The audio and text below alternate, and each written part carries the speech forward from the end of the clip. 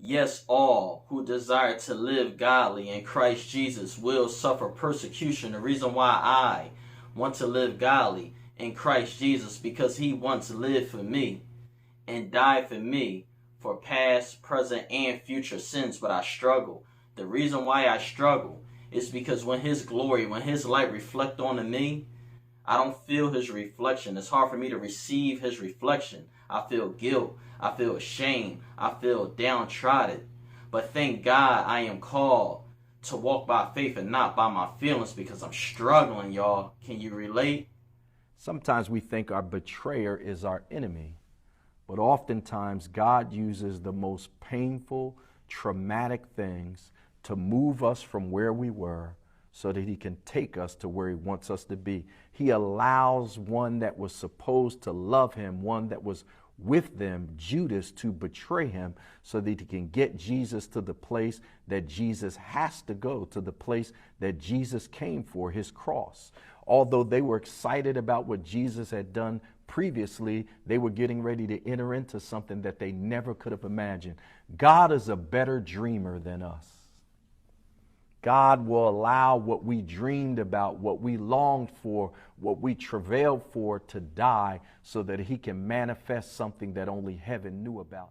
For I consider that the sufferings of this present time are not worthy to be compared with the glory which shall be revealed. That's what I'm talking about. The reason why I struggle, because when his glory get revealed to me, it comes through opposition. The reason why I struggle is because I know that he will allow certain things to happen, bad things, so his glory can be revealed through me. I don't like the process. I don't like being unattached and feeling unattached from him. But he allows certain things, and it's like, Lord, help me. You already know that I cannot be consistent in my days here. There's nothing good in me. But yet you chose to need me. So ladies and gentlemen, I'm just sitting here asking, can you guys relate with the struggle? That serving him is an area of loneliness? I mean, talk to me.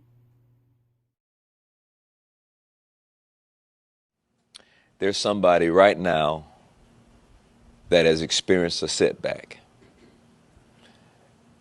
They feel like life is over. They feel like they're not useful.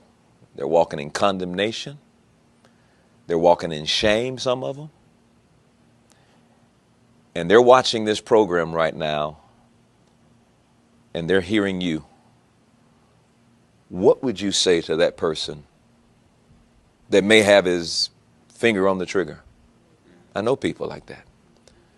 That may feel like just giving up and just yielding their life and going to the wrong way. How and what would you say to those people right now? I want you to look right into that camera, and I want you to minister to them right now. I want you to realize that God's plan for your life is greater than the circumstances of your day. And I want you to question yourself about what will you do when God says no. We know as people we can handle our blessings. That's all good. When the sun is shining, we're good. Money in the bank account, life is going well. It's great. We can handle our blessings, but can you handle your burden? What will you do when God says no? When you work for something, you prepared for something, you've done right by people, and things still don't turn out the way that you want them to turn out. And it's kind of like when the Lord was talking to Apostle Paul, when Apostle Paul was out serving, and he had the thorn in his flesh, and he was complaining about it, and the Lord basically said to him, no.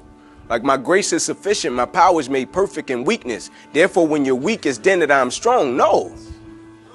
My grace is sufficient, my power is made perfect in weakness. What will you do when God says no? We know what you'll do when God says yes. His grace is sufficient. His power is made perfect in weakness.